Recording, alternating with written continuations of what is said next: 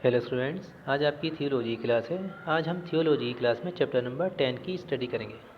Chapter number 10 जिसका नाम है ईद उल अधा। आइए स्टूडेंट रीडिंग स्टार्ट करते हैं। बिस्मिल्लाहिर्रहमानिर्रहीम। साल में मुसलमानों के दो बड़े खुशी के दिन आते हैं।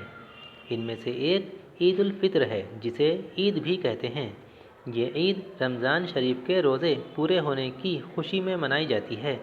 रमज़ान का महीना ख़त्म होता है और ईद का चाँद नज़र आता है तो शव्वाल की पहली तारीख को ईद उल फित्र मनाई जाती है। ईद पर अल्लाह ताला का शुक्र अदा करने के लिए ईद की नमाज ईदगाह में जाकर पढ़ते हैं।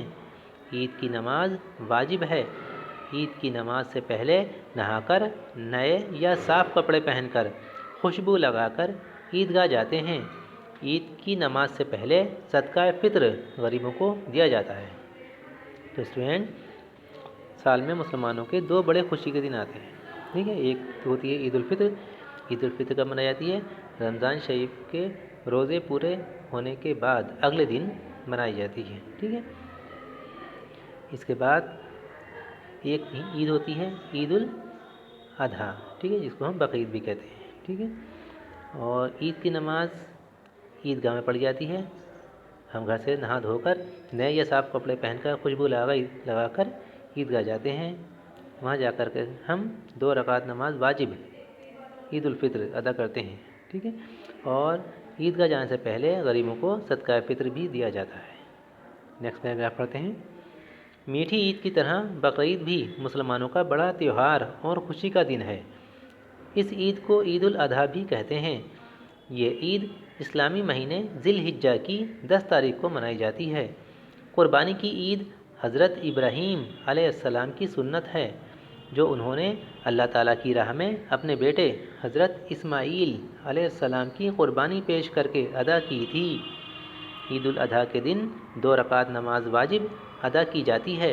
नहाकर नए या साफ़ कपड़े पहनकर खुशबू लगाकर ईदगाह नमाज अदा करने जाते हैं। बकरीद की नमाज के बाद जानवरों की कुर्बानी करना सुन्नत है और बाइस सवाब व मौजिब बरकत है। तो स्टूडेंट, जैसे कि ईद उल फित्र यानी मीठी ईद बनाई जाती है, इसी तरीके से ईद उल अधा भी मनाई जाती है, ठीक। ये भी मुसलमानों का एक बड़ा त्यौहार है, खुशी का दिन है। इस दिन हम क्या करते हैं? ईद की नमाज ईदगाह में जाकर अदा करते हैं। उसके बाद घर आकर अल्लाह की राह में जानवरों की कुर्बानी करते हैं। आइए स्टूडेंट आगे बढ़ते हैं। अगले पेज पर इस चैप्टर के क्वेश्चन आंसर दिए गए हैं, इन्हें पढ़ते हैं। सवाल नंबर 1, मीठी ईद कब मनाई जाती है? जवाब, रमज़ान शरीफ के रोज़े ख़त्म होने के बाद मनाई जाती है। सवाल, ईद की नमाज से पहले क्या देना चाहिए?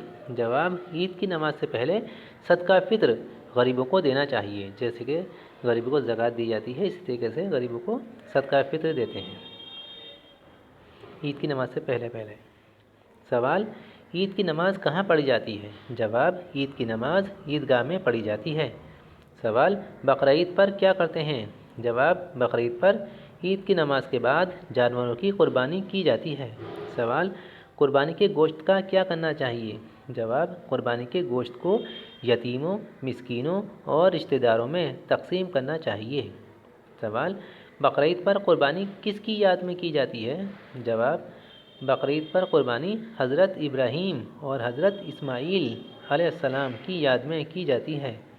सवाल, ईद उल फित्र और ईद उल अधा किन तारीख़ों में मनाई जाती है?